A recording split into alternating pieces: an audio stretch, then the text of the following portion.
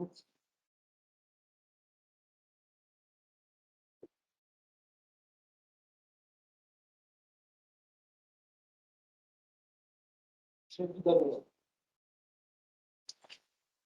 Can you try to change? Can you change the slide?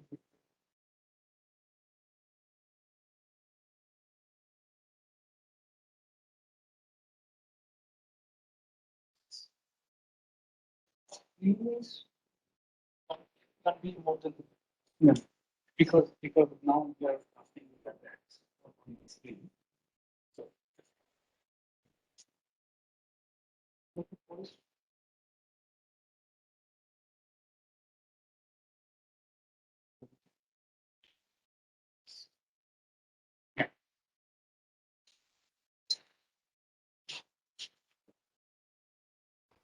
So welcome everybody to our AGS seminar. Today the speaker is Prithish, and most of you know him. He is here. He joined as a postdoc here in the September last year, and he did his PhD from Silchar, Assam University in 2019, and then he was a postdoc in PRL before coming to IIT. So he will talk about the polarimetric study of comet dust particles. Prithish. hello everyone. So, Prithish, you all know me. I have given this seminar, talk in the previous seminar in IIA Foundation regarding the structural properties of these dust particles that are present in space, mainly the cosmic dust particles. And I have also explained some of these comet dust particles over there. Now, over here in this particular talk, I will be explaining mainly the larger picture behind these particles. Means why do we need to configure these particles? Why it is so much necessary? So, I will be talking about some of the polarimetric studies regarding the comets and what are the observations telling us regarding those studies, and from those observations how we are trying to configure the particle structure, and we are trying to regenerate these polarization data that we are getting from the observation. So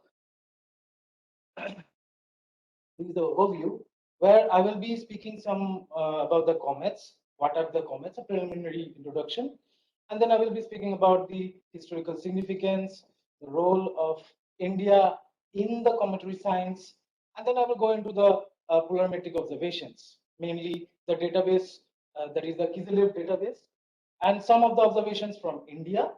And after that, I will be discussing about these comet dust particles, mainly the laboratory experiments and the particles that we are obtaining from the space missions, such as the Stardust mission.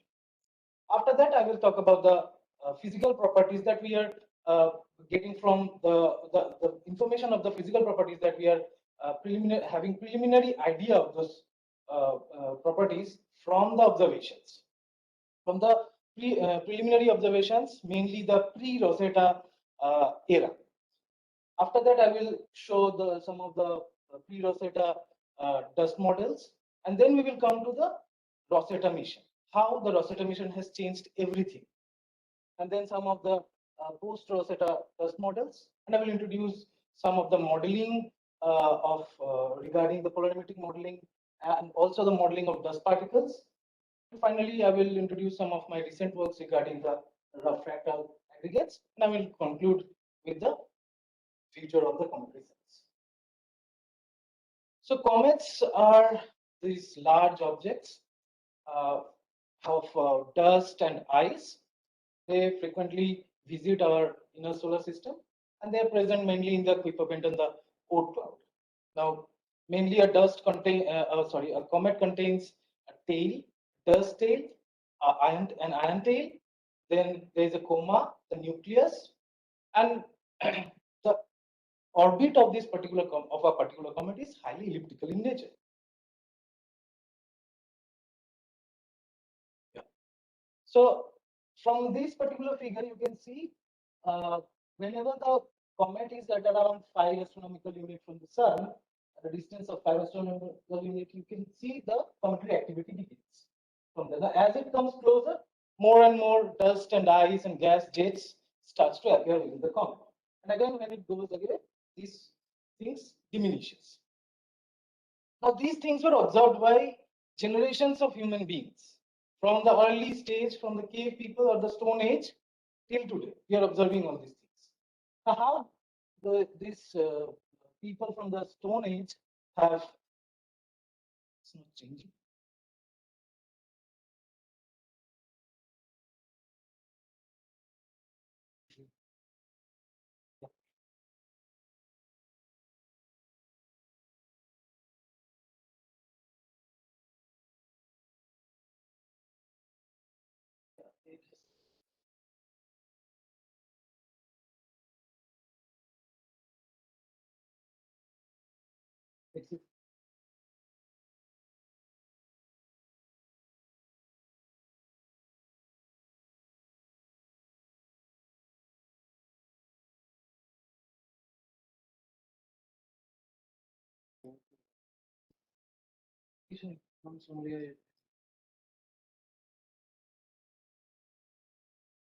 Okay.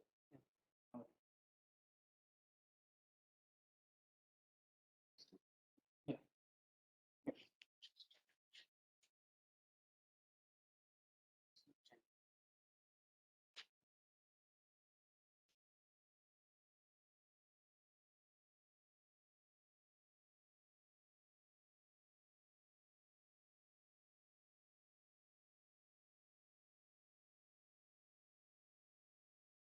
Telling us why do comets have so high eccentricity? It's obviously because of the where they're residing. It's very far away, so they will come close to this center of the sun under the gravitational force. But then it should say all these planets and comets. I'm just trying to understand. Yeah. So let's say these planets and comets, they are found at similar time scales. Okay. Planets and comets. Okay. Right. So planets basically orbit around elliptical path following the Yeah. law. Within the plane. Second law. Sorry. Yeah. So then the eccentricity is is not very high. Yeah. Let's say for Earth-like systems. Yeah. Whereas for so are there comets? I mean, do you see a distribution in the eccentricity? Yeah, obviously there are distribution. Like most of the No, all of them are not having the same eccentricity. There is a difference. For example, comets which are within the Jupiter orbit, like the 67P CG or any other Jupiter family comets, they have a much lower eccentricity compared to those in the Kuiper belt or in the Oort cloud. So they are having higher eccentricity.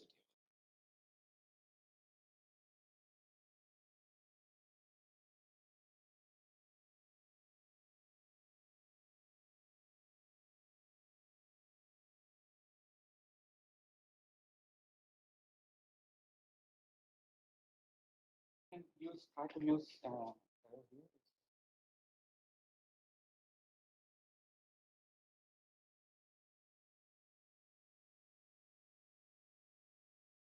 it's changing some slides, but it's not changing all the slides. No, shouldn't understand. And ask here.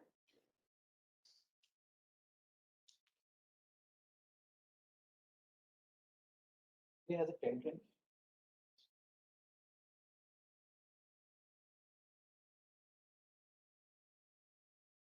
Some slides are not changing. Can we try to put it on?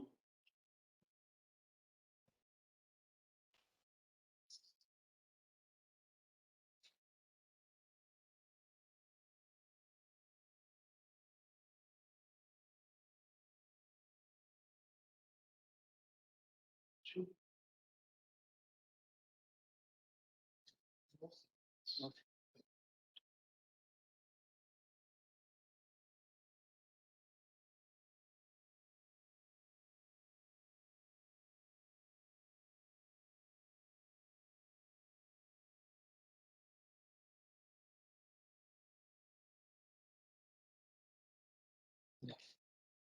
duplicate.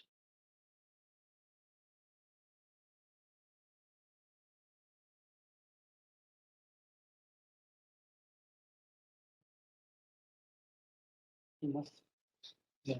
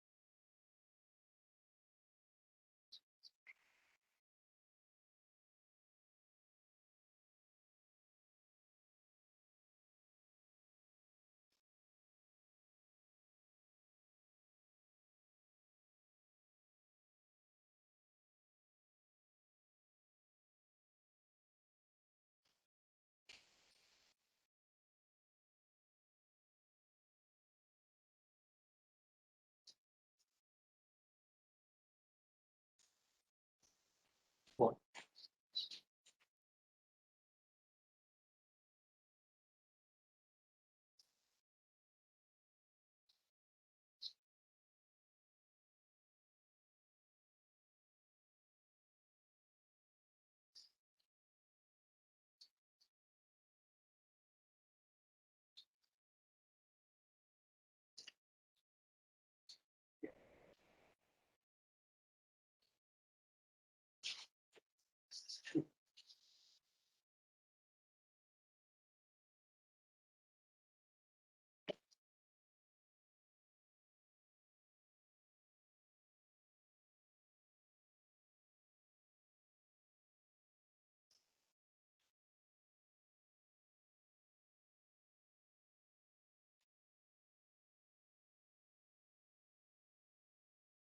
There is not enough space. This one.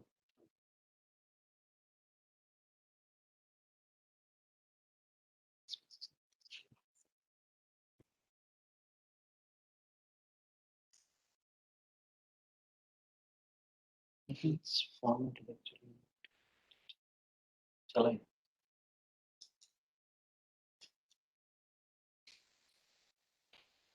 Achha, there is a new.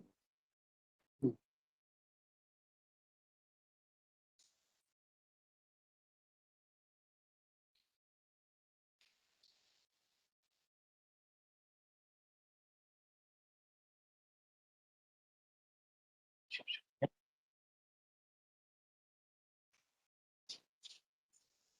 Yep. Yeah.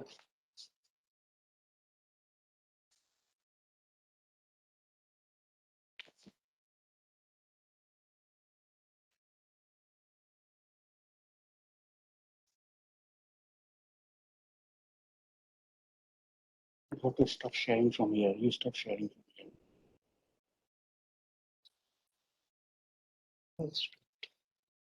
Okay. I'll stop everything.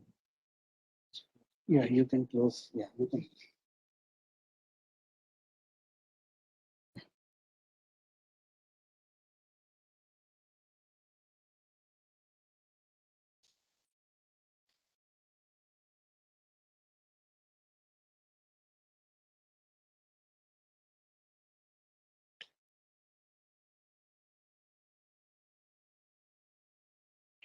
Take your time for the top. There is no hurry.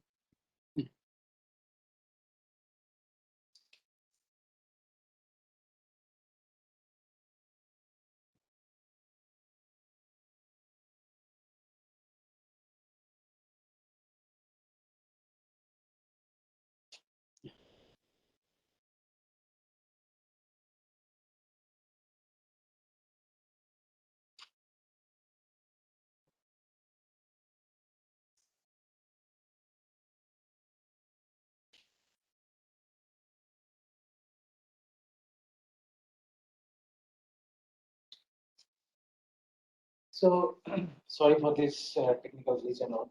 So I will just jump straight to some of the role of India in cometary science. So here these are the pictures of some of these pioneer scientists from India who are actually working in comets regarding many aspects, whether it's spectroscopy, whether it's polarimetry, whether it's cometary dust modeling.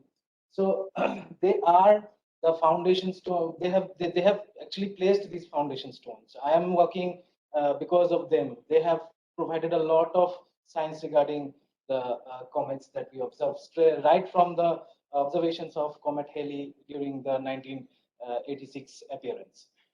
So I mentioned about some of this. Just to add on it, we also had one Vasundhara Raju. Okay. She also worked on these comets, and we had a student now, I think, in Allahabad, some institute. He also modeled these comets. Model these comets. Just to add, sorry for that. This, I think Sure, understand. We also have a legacy of working on comets. Sure. Pardon me. BBT observation. So actually, we all know about this interstellar comet 2I Borisov that appeared almost a year ago. So that the emergence of that interstellar comet was predicted itself in India by Professor Ashok Sen and Professor in Sirana in Ayuka. So there is a great deal that has been done in India already. So moving straight into these polarimetric observations of the cometary particles. Now, getting into those things, I would just want to show you the comet Earth and Sun geometry. So, as the comet approaches towards the Sun, the entire geometry, this entire scattering geometry changes. Now, as the scattering geometry changes, there will be a change in the phase angle, and also the polarization will change. So, how it changes? These are some of the preliminary studies by the and has been restored by Kizelev in his database that is called the Kizelev database. So as you can see, as we move from 0 to 180-degree phase angle, the polarization changes and it shows the peak around 90 to 110 degrees, and then again it comes down. These database contains huge amount of data regarding various comets from 1986. So this is the typical.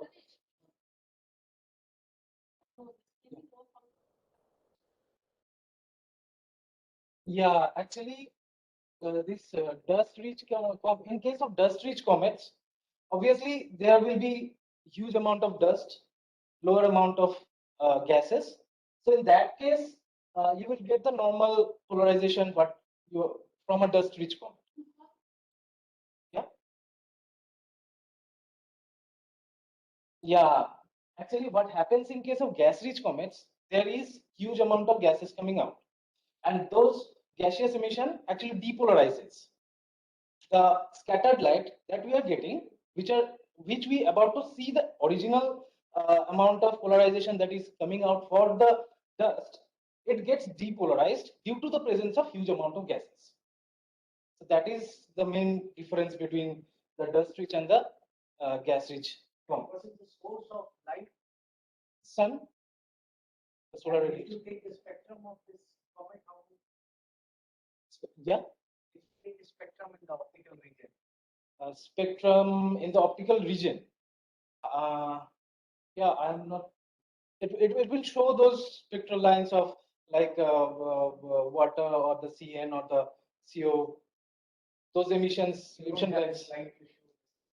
No, huh? The spectra of a comet don't have a slide with you. No, I'm actually showing only the polarimetry.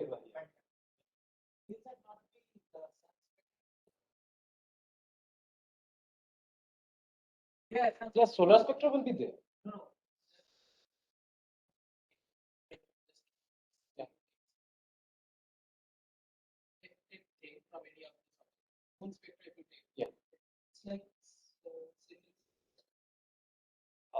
there will be similarities, there will be dissimilarities because some amount of gases will become out, they will show. Something will be sun plus the comet. Yeah, plus.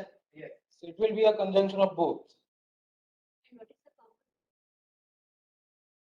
It can be CO, then CN, depending on the type of comet. And it's a unique thing that different comets have different kinds of gases. There are some similarities, but they hold differences. So there is this typical negative polarization that we get in case of comets, especially in case of comets.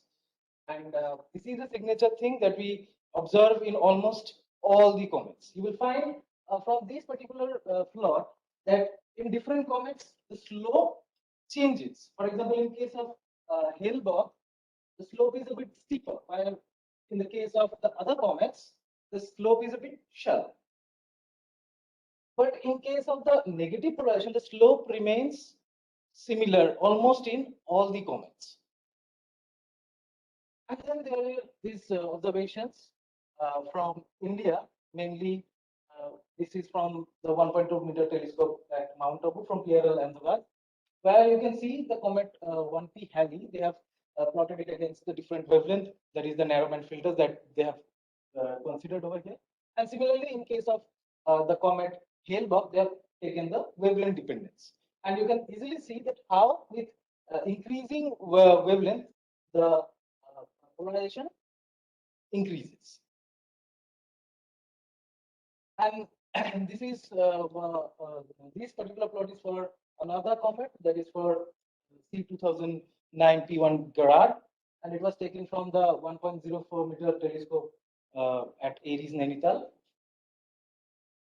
This is a typical polarization taken for the comets Boattini and 290P diagram. One of them is a Oort cloud comet, another one is a Jupiter family comet over here. You will see the difference in polarization at around 25 to 30 degrees, that they separate, the slope separates over there. And this is for the comet L2 linear. And here, what the author has studied is that they mainly the imaging study they have done.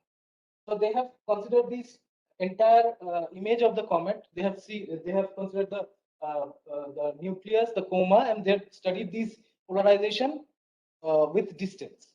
And they found that as you move away from the center, the polarization decreases.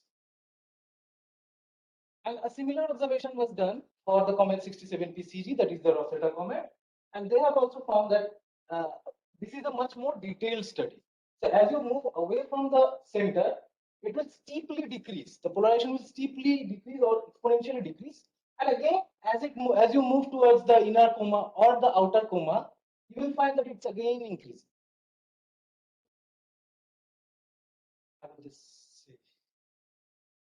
So from these particular curves, what do we have?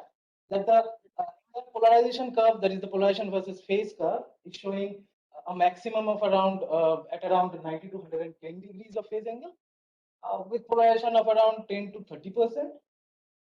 It has a distinct negative polarization at around with inversion angle at around 20 degrees, and the minimum polarization percentage is around -2%.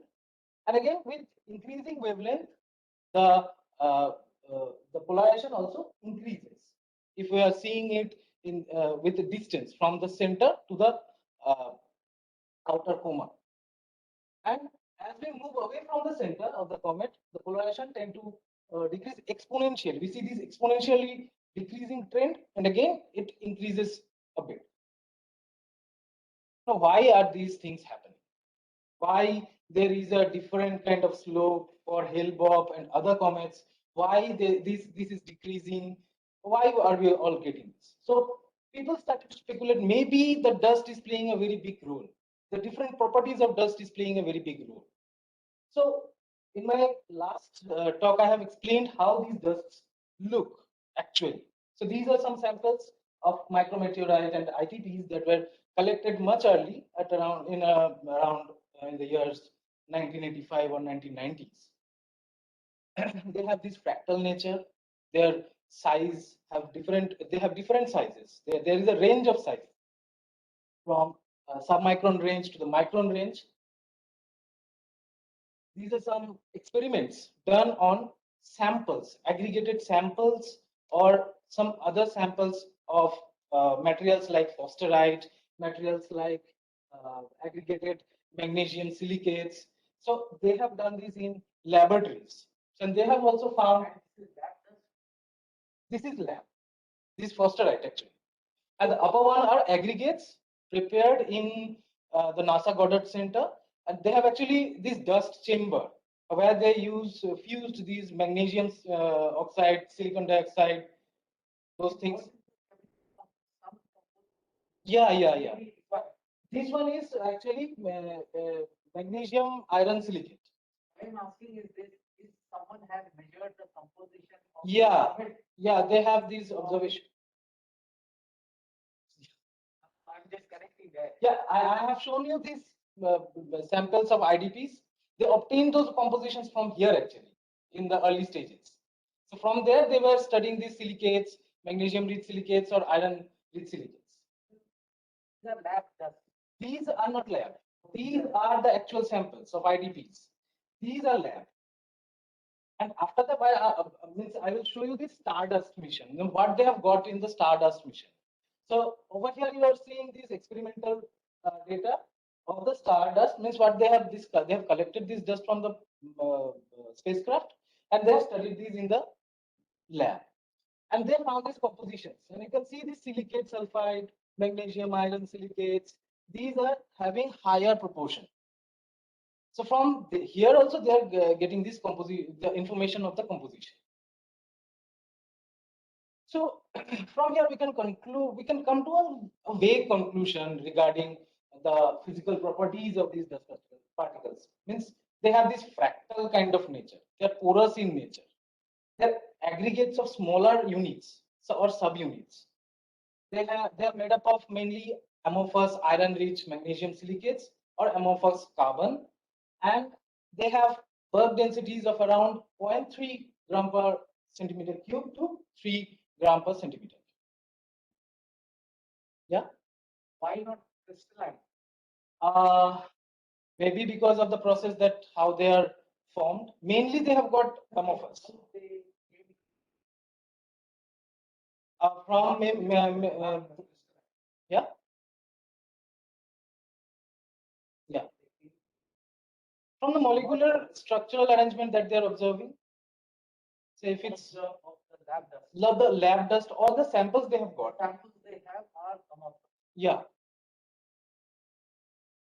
So now from these informations that we have from the Stardust or the IDPs or from the observations, people started to think about modeling, how to model these things, because until and unless we model them, we cannot explain those observation data sets or the observational data that we are getting.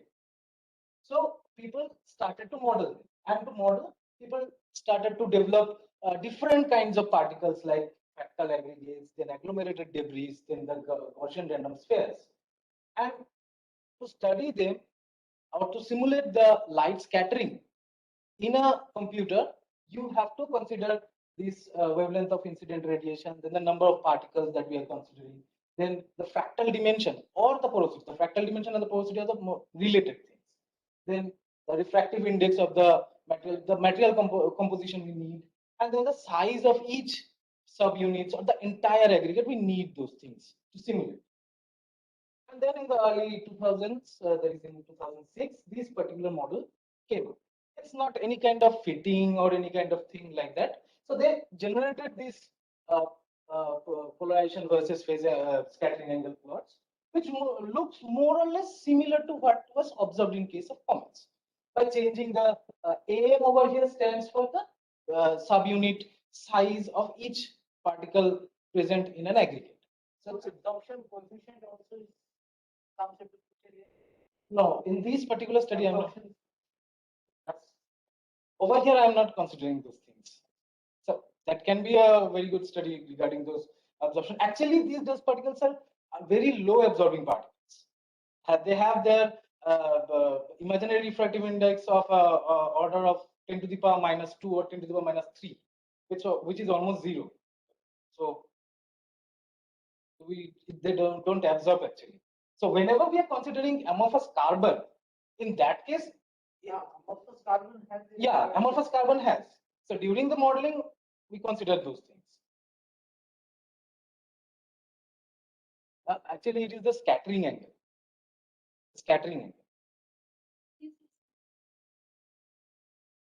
The dashed line represents BCCA particles. The solid line represents BPCA. Now, what is this? BCCA and BPCA are the two different kind of porous particles. Means whenever we have a ballistic particle cluster agglomeration, for example, I have a single particle over here, and I am hitting it with another particle and growing it into a bigger aggregate. That is called ballistic particle cluster aggregate. Now, once an aggregate or a cluster of aggregate is formed, and we collide it with another aggregate of similar size or like that, we form the ballistic cluster aggregate agglomeration. So these represent, so due to this different formation, there is a difference in porosity. So due to these things, this difference in porosity, there is a difference in the polarization peak.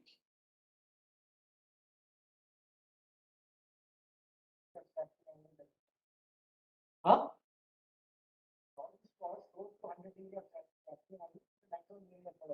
Yeah.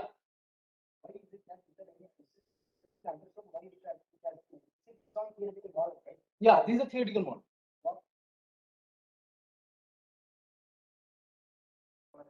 Fitting at the 100 degree. Peaking. Okay. Sorry, peaking at the 100 degree. Yeah. So what is making it like that? It's simple the scattering geometry. They are following the phase angular geometry over there. So as it's totally simple polarization thing. So as the phase angle will change, polarization will increase. It will show the maximum at around 90 to 100 like that, and then it will come down. Property of your material. The property of the material will decrease it from the 100% or increase it from the 100%. It's the single scattering. When you have 90 degree single scattering, yeah. You have maximum. Yeah, that is the thing. Yeah, not always. What we are finding over here is that there is a range from 90 to 110 degrees. So mainly in the cometary studies, not in the laboratory. The lab we get very close. Yeah. It is actually the size. As the size is increasing of each particular particular particle, the polarization is decreasing.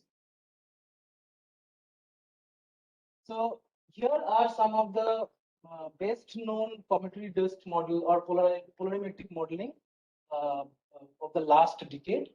So I've plotted just 3 of them. More are there, but they are most significant ones. So the first one is by Das and Sen. So where they considered 3 kind of morphologies. The first one are compact spheroids kind of particles, and then 50% porous BAM2. This BAM2 is nothing. These are aggregates having lower porosity of around 60% or 65%. Then there is this 95% porous BCCA. As I've said, this ballistic cluster agglomeration, they have more than 90% porosity. So these 3 kinds of particles were used to study, and they have considered size range of around 0.1 micron to 10 micron for the compact spheroids. Then for the aggregates, they have considered 0.25 micrometers to 1 micrometers, and then they try to fit it with the observations of the comet Halder. Then there is the Polarimetric 2015. Over here, these are totally different kind of model. They have considered rough spheroids.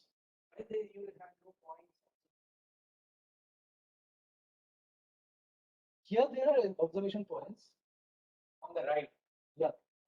Oh, over here they're considering it as scattering angles. They have made their means modeling as scattering angles, not for phase angle. Just 180 degree difference.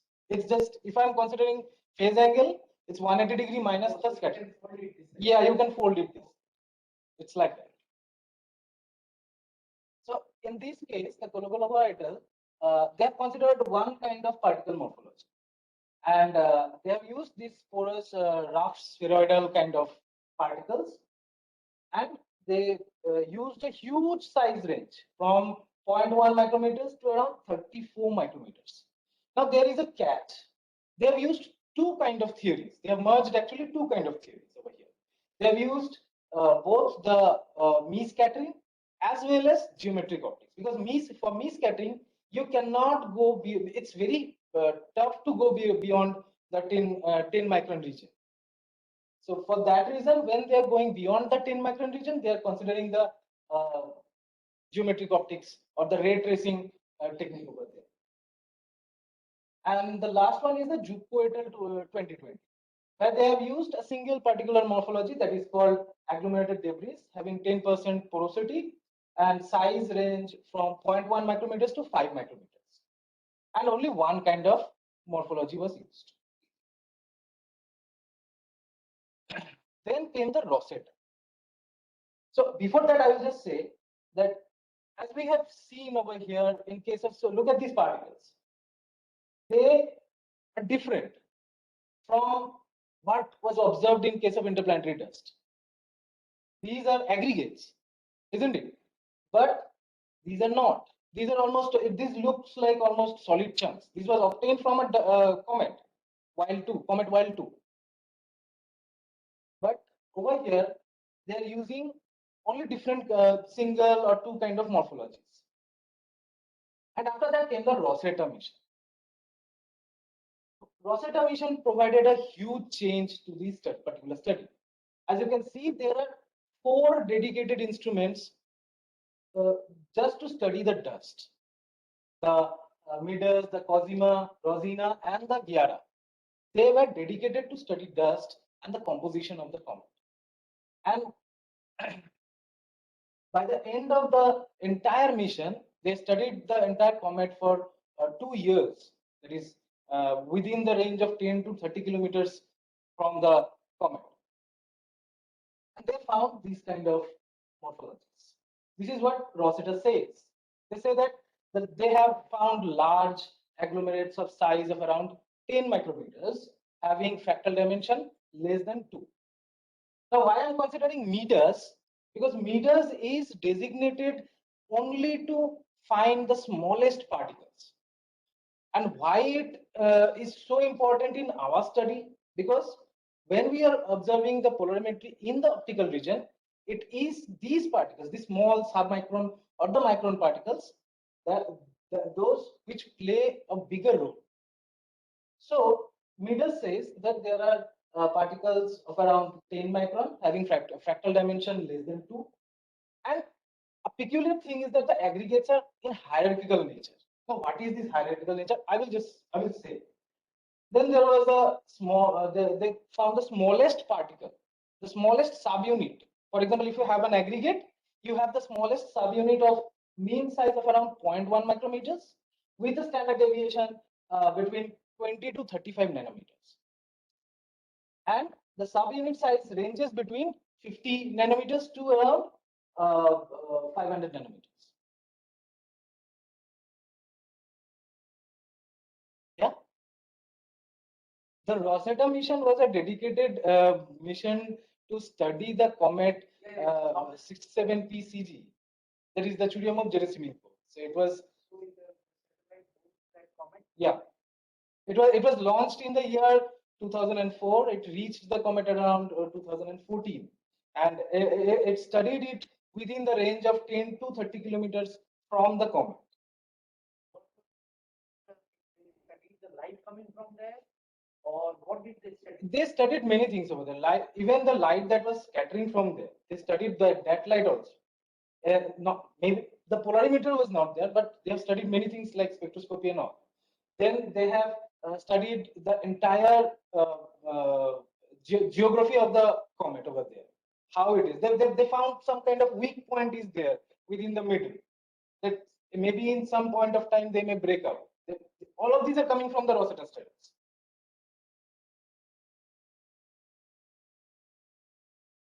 So from the Rosetta mission, they figured out, okay, there are 3 groups of particles.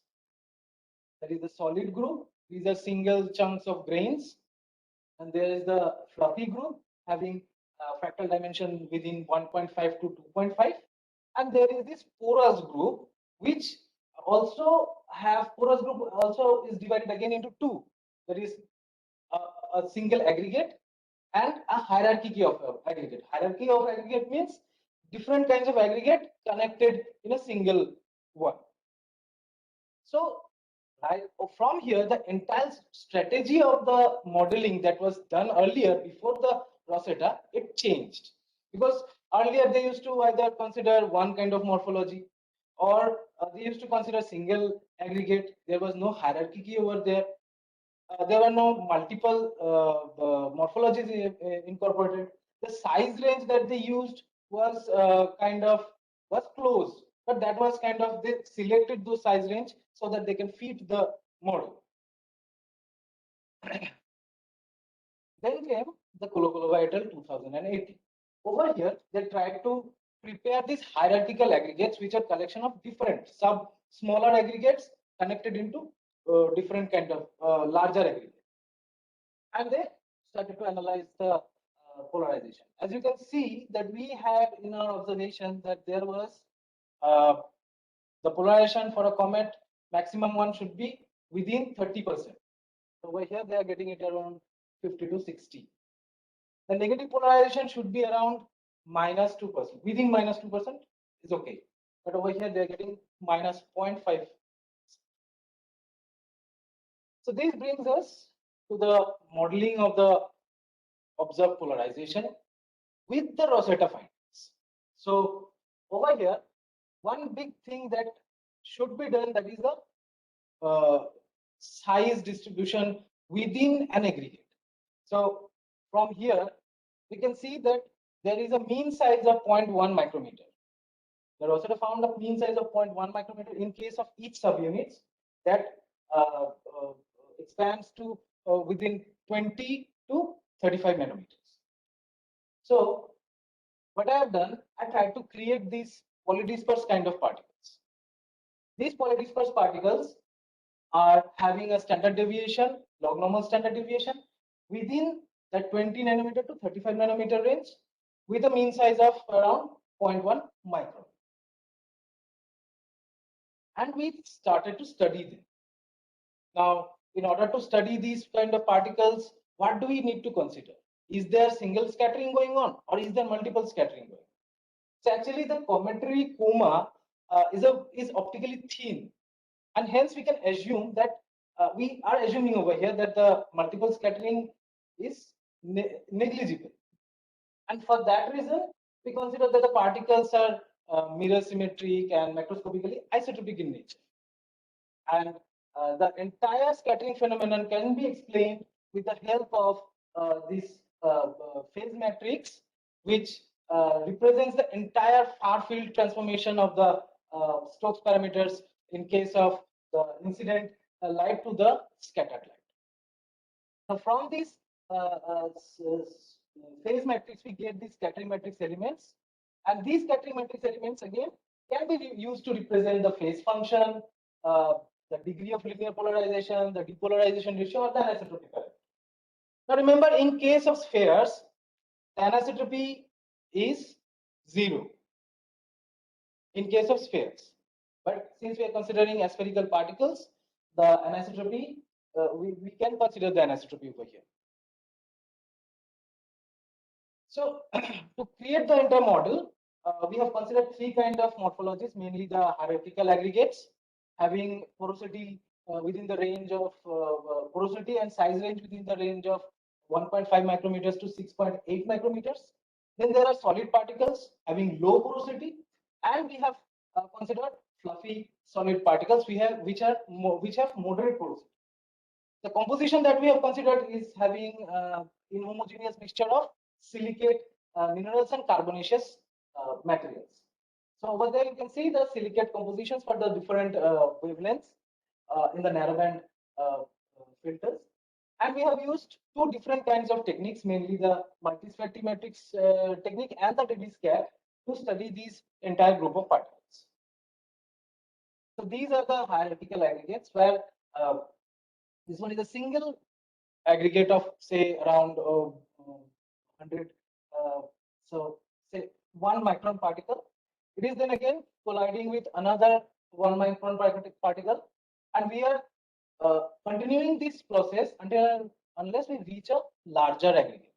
So in this way, we form these hierarchical aggregates that were actually found in Rosetta. And then we consider this solid group of particles. These are actually agglomerated debris particles. And then there is this fluffy solid particles, which are combination of the solid group and the porous group.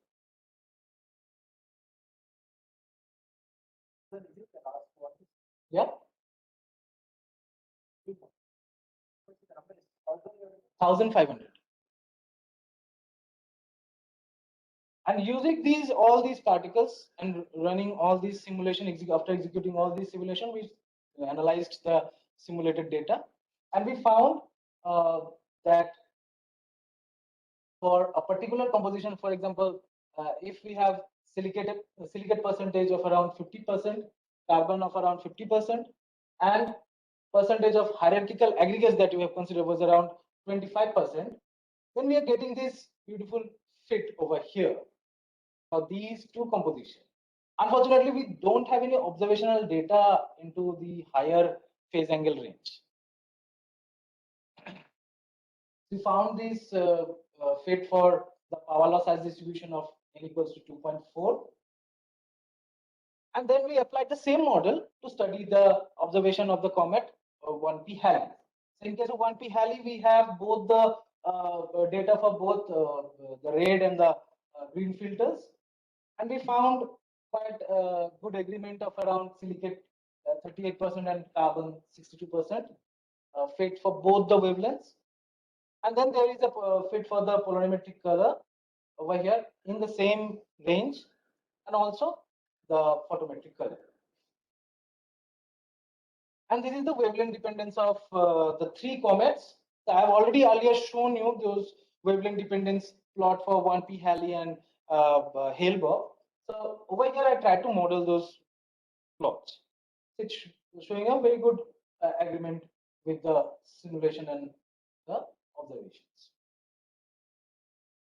After that, recently we tried to model another Jupiter family comet. Now, last one was mainly for the Rosetta mission, which was done for the Jupiter family comet 67P Churyumov of Gerasimenko. And recently, we observed it. We tried to model it for another Jupiter family comet having similar characteristics to the 67P CG. That is, it has same orbital period, same size, even the polarization slope is also similar. And after modeling them, we found that it's coming almost similar kind of slope, but with a little bit of difference in the percentage of silicates. In case of 67P CG, we got it around 50% silicate and 50% carbon. But in this case, we are getting it around 55 to 60% of silicate. The power law size distribution is almost similar, that is 2.4. And it was published recently in the journal Icarus. Huge collaboration is there from PRL Ahmedabad, then IIA. We have used different kinds of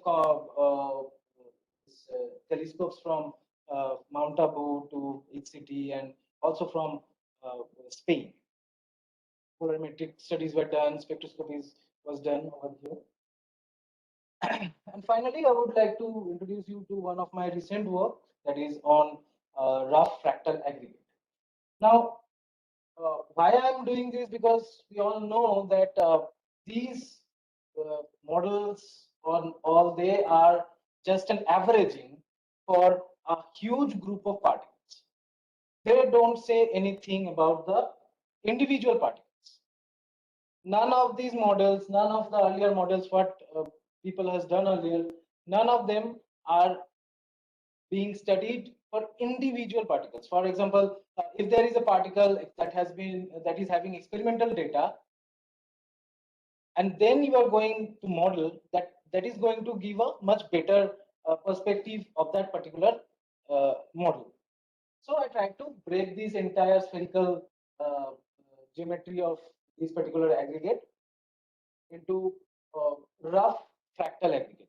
So I considered these material points and surface space points and tried to break the entire spherical morphology over there, so that it can look closer to those which has been already obtained from the actual samples.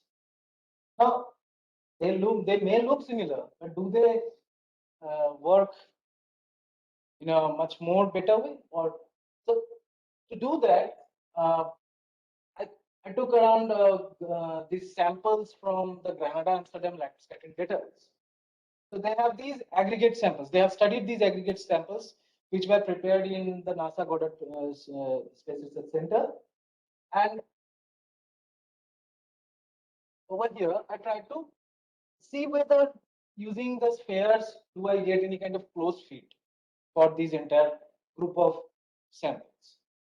So using these spheres, I have considered two kinds of, mainly two kinds of light scattering techniques, that is the DD scat and the T matrix. None of them show, they are pretty close, but not fully close to those ranges of single aggregates that has been. Now, the moment I consider this rough fractal aggregate, I'm getting it pretty close. So what is happening? What is happening? So roughness is playing a very big role over here. That means this particle structure, the particle morphology, each and every detailed properties of an entire aggregate of or an entire particle or an entire dust plays a huge role in shaping these plots. So finally, I will like to conclude all this my study, my talk by presenting, by speaking a bit around the this future of the cometary science. So there is a very big ambitious project that has been taken up by ESA regarding study of future comets. So for example, in case of Rosetta Mission, they have studied only a single comet, and that is Jupiter family comet. It is getting frequently weathered. So whatever materials that it carried from the comets from formation during the protoplanetary phase, most of them are lost. The entire many things are lost. So we need to continuously study these comets with a very close perspective. So for that reason, this uh, uh, mission is set up, and what they will do over here is that they will send the spacecraft to the L2 point where it will wait, and whenever there is an emergence of any kind of comet, it will cruise towards the comet and it will study it, and then it will again come back. So it consists of mainly three instruments. The three spacecraft will travel parallelly over there. It's a combination of JAXA and ESA project. So one spacecraft from JAXA and two from the ESA. So they will study many things over here like spectroscopy, polarimetry, and imaging, and many other things. So I think this will be a very big uh, achievement if we can set up this and study all these things. So, would you like to conclude? Thank you. So all your study is the dust polarization as well as the dust polarization. We are not talking about the gas polarization. No, I'm not talking about the gas. The dust polarization. And other is that have you used observation data? Yeah. Okay. I know that I don't know how the P gets negative. P is always a positive quantity when observe it from a facility like AIM4. Okay. So you're only talking about linear polarization here. You're not talking about No. Q and Q. So how from the observations from AIM4, how do you get this negative quantity when you have Q and Q, and how do you measure it from source? I have. How those observations I know. Oh, okay. I know that. Yeah. How that negative quantity was derived from the observed source parameters? It was totally means the procedure was simple. No, you use the same because I created that pipeline. So you use that pipeline. No, I have not used that pipeline. We have a different code for determining this. So okay, suppose you're using the same pipeline. Yeah. Yes. Source parameters. How are you deriving P? Linear polarization. Yeah. How are you deriving P from Q? And the procedure we know is that it's a spiral of Yeah. Yeah. And also half of the inverse of Q. Yeah. that will always give you a positive. But in those phase angular range, we get those things because we are studying the entire comet. So there are different points. The positive is also there, the negative is also there. We study the entire.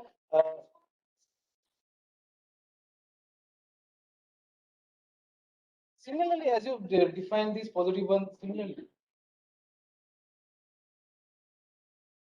You know, if you have P, that's a positive one. Yeah. Maybe you have P or Q. Q or U, but it's actually you are plotting. You're plotting Q, U, or it's just Q? Q and U. Both independently, or how are you defining? Depends on. I'm actually regarding the imaging. I am not into that imaging. There are other people. Polarization, what Yeah. you plotted. Yeah. How you define? In the model. In the model. In thought, you said there is a negative polarization. Is it just Q, or is it you can call P to be Q or whatever? Depends on. In the model. You haven't done with that data, so I just want to understand how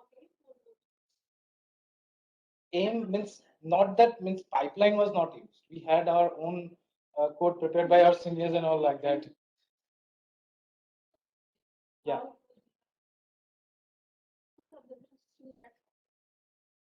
I just wanted to understand the photometry and how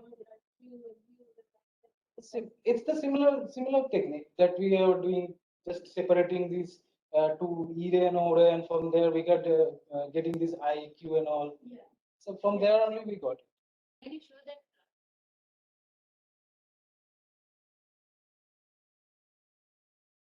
Show you one of them that was done.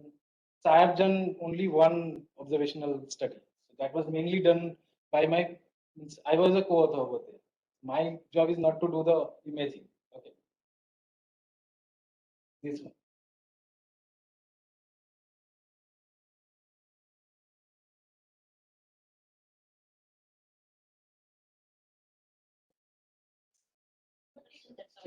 Okay. So you can probably also. Yeah. So yeah. You can check the paper. Slide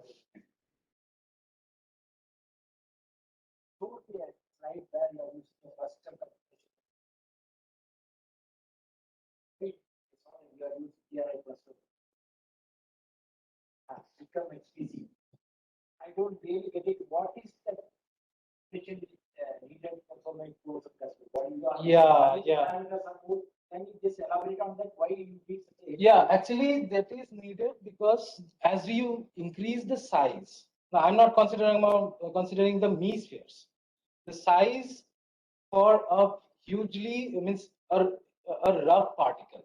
The moment I'm considering a rough particle, and if I'm increasing the size from around 0.05 micrometers to 2 micrometers to 3 micrometers to 5 or to 10, the amount of computational lead increases in that scenario.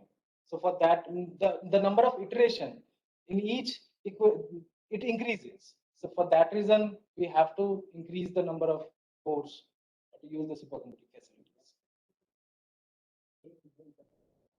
It's a huge parameter space.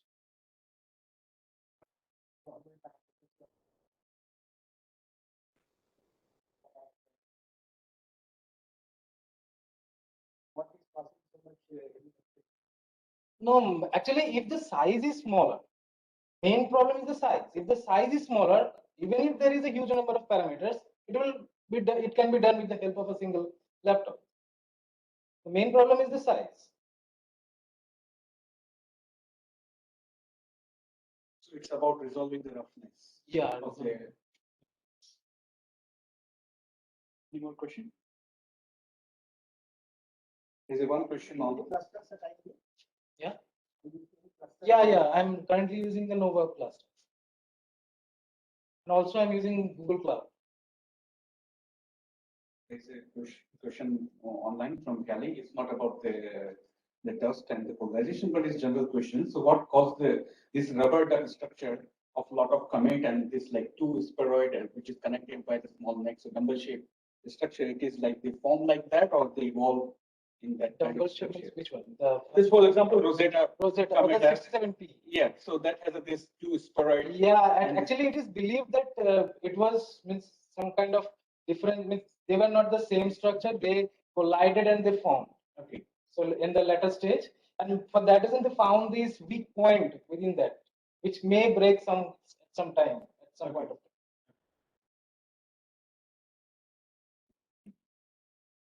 Then Pritish again.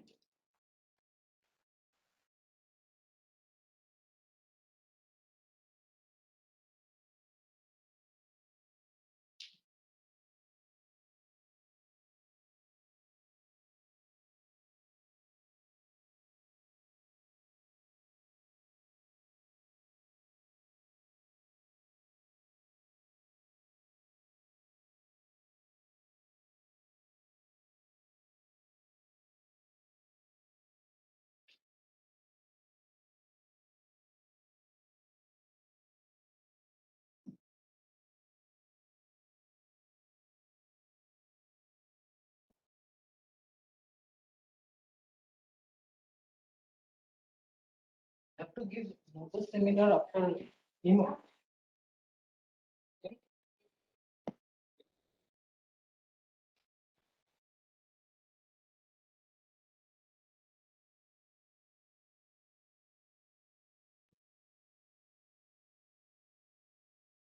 Means anytime I wish I can. Yeah, anytime you want to, if you publish something and if you want to give a seminar, you can give it. Can you stop? If meeting will stop, can you check recording?